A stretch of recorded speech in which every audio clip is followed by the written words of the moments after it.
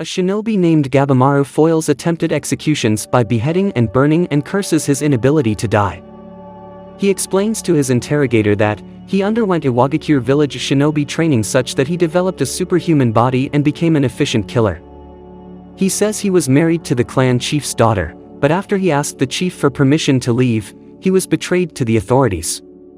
After more fruitless attempts to execute him, Gabamaru faces his interrogator, who is revealed to be Yamada Aseman Sajiri, a Yamada clan sword tester and executioner.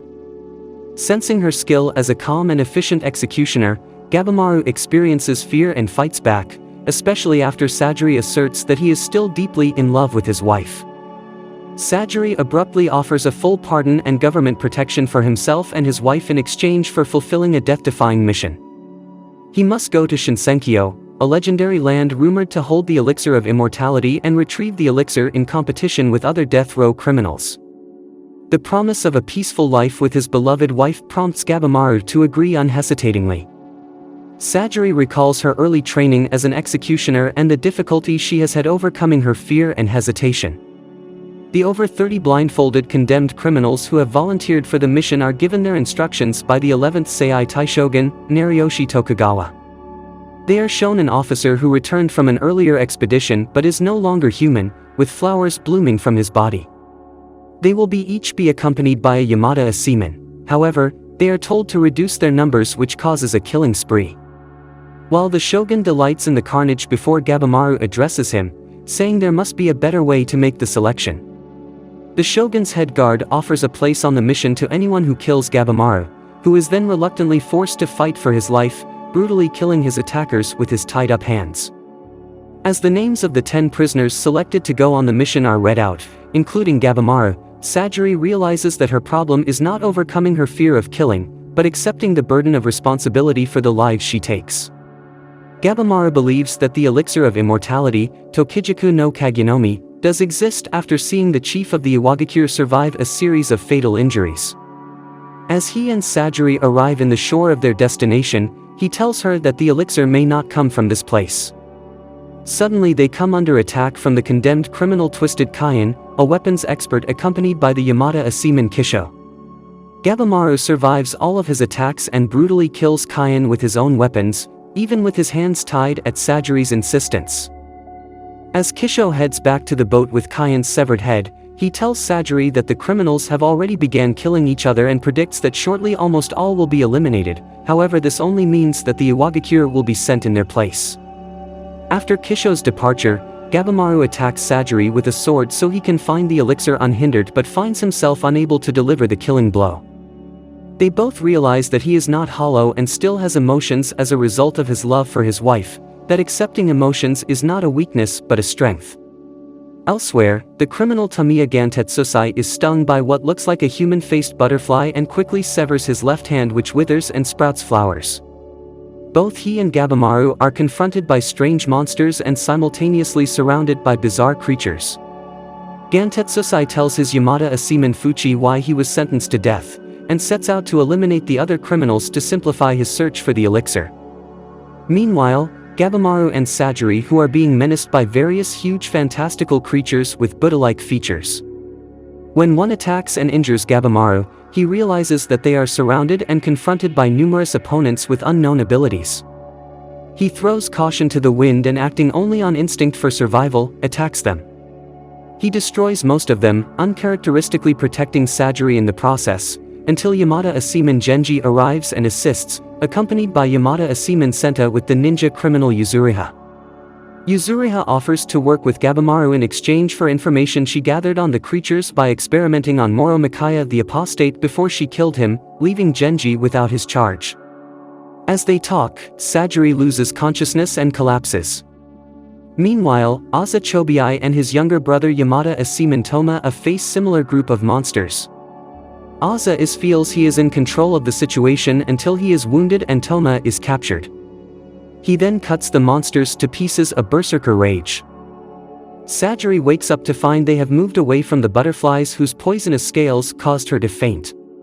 Gabamaru tells the others that while exploring alone, he discovered that many plants on the island were former samurai sent by the shogun. Senta also shares knowledge he gained since arriving. Genji suggests that he replace Sajiri in guarding Gabimaru as she lacks battle skills, but she refuses. Meanwhile, Yamada Asiman Tensa tries to leave the island by boat with the criminal Nurugai, last of the Senka people, but they are blocked by a graveyard of samurai ships. They are attacked by monsters, and as they try to escape across the wrecks, they come across Yamada Asiman Kisho, still alive but with flowers sprouting from his body. Nurugai loses heart with the guilt of feeling responsible for the demise of the Senka and waits to die, but Tensa refuses to give up, and together they fight their way back to the island. While drying their clothes, Tensa discovers that Nurugai is a young woman. They decide to circle the island to see if they can find an escape route. Gabimaru gives Sajiri the confidence to stand her ground and become a samurai against Genji's instance that she should become a wife and mother. Suddenly Rokuroda, the giant of Bison, appears and tears a large piece out of Genji's body. Genji is fatally wounded, but when Sajiri tries to help him, he tells her to run. Just as the monstrous Rokuroda is about to attack her, she is saved by Gabimaru. Gabimaru tries to assess Rokuroda's abilities, but he is unable to find any weakness. The dying Genji realizes that Sajiri is treading the middle path between heart and reason, weakness and strength, and gives her his blade. She uses it to slice off one of Rokuroda's fingers, and together she and Gabimaru attack him. However, they are completely overwhelmed. Gabimaru is forced to use his Ninpo ascetic blaze mode techniques to attack Rokuroda with balls of flame. The jungle catches fire, producing smoke which starves Rokuroda of oxygen, and he collapses to his knees, enabling Sajiri to decapitate him. The island's giant monsters are attracted by the flames, so Gabimaru and Sajiri flee from the inferno in the direction from which the monsters came. They meet up with Senta and the ninja criminal Yuzuriha, and the small group arrives at a village. Meanwhile, after slaughtering the monsters who attacked them, Chobei Aza and his younger brother Toma come across two naked androgynous lovers kissing in the jungle. Chobei and Toma are confronted by the two Tensen, who see as humans as interlopers. Gabimaru's group encounters a young girl, but when he pursues her he finds that she has powerful abilities and is protected by a large wooden being. After they are both defeated by Gabimaru and Yuzuriha, the being offers to take them to a village. At the village, the wooden being Hoko and his young companion, Mei, offer them fruit, and he tells them that they call the place Kotaku on the island of Shinsenkyo. The island is divided into 3 regions. The shore and forest is called Aishu, the village is in Hojo, and the Elixir, Tan, is located in the central region of mists called Horai, which is inhabited by the godlike Tensen who are immortal. Meanwhile, Chobei and Toma are easily defeated by the two lovers who are Tensen, and the brothers are dropped into a pit to be turned into flowers and become the source of Tan. At Sajiri's prompting, Gabimaru takes time to bathe and recalls his wife's advice to relax in order to be prepared for the battle ahead. Tensa recalls his early life as a street urchin when he was taken in as a student by the master Yamada Asiman Shion, who recognized his potential. Tensa and Nurugai continue their circuit of the island, but are interrupted by an androgynous Tensen flame-colored hair which easily casts Tensa aside.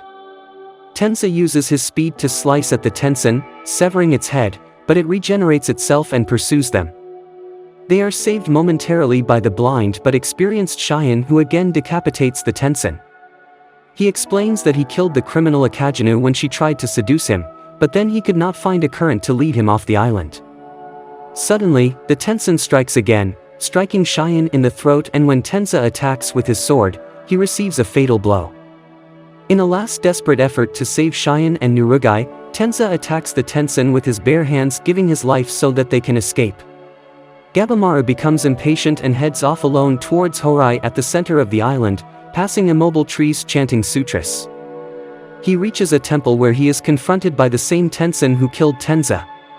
Gabimaru uses all his skills and techniques against the Tensen, but it quickly regenerates itself, so in desperation he launches multiple rapid attacks which eventually succeed.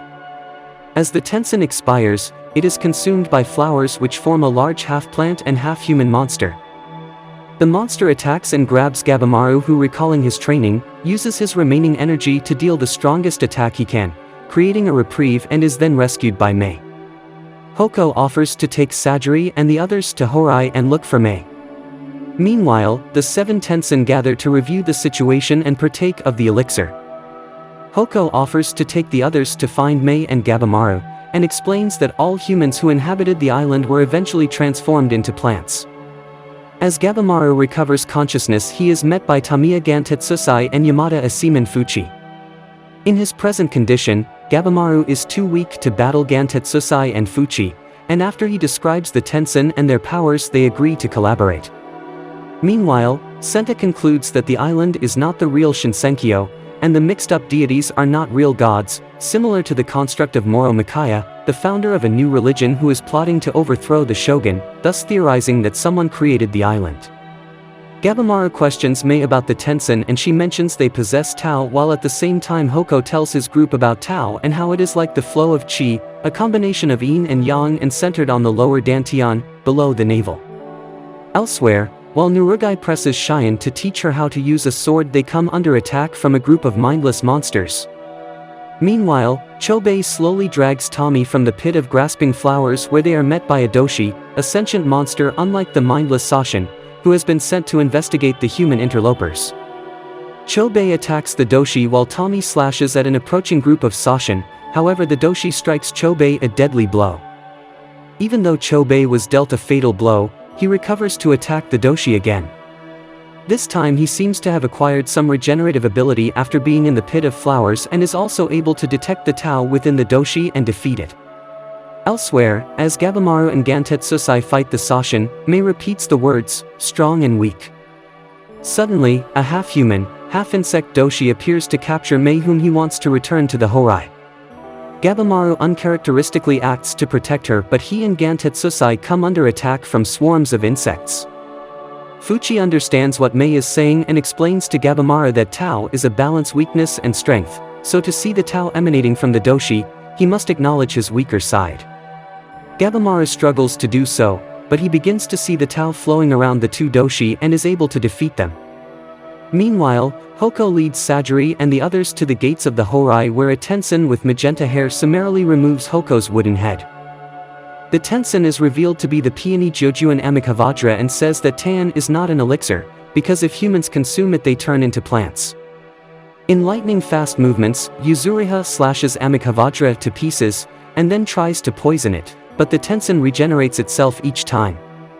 Eventually, Sajiri, Senta and Yuzuriha utilize their own knowledge and experience of Tao to jointly attack and defeat the Tensen, although it leaves them injured and exhausted. Sometime later, as Senta proposes that they find a way to save the other members of the expedition, the Tensen becomes a giant flower and fires a dart-like projectile at Yuzuriha. Senta throws himself in front of her and is hit instead. He begins sprouting flowers and imagines that he is painting a picture of a dancing Yuzuriha holding a parasol. The monster then fires a series of darts at the two women, which are intercepted by Cheyenne, who appears from nowhere to save them. Cheyenne explains to Sajiri that he is using his awareness of Tao to counteract the power of the Tensen, however he is unable to defeat it himself and is wounded by its darts. Akajinu cuts the sprouting flowers from Senta, temporarily reviving him, then Sajiri and Akajinu both attack the Tensen from the front, enabling Cheyenne to attack from behind.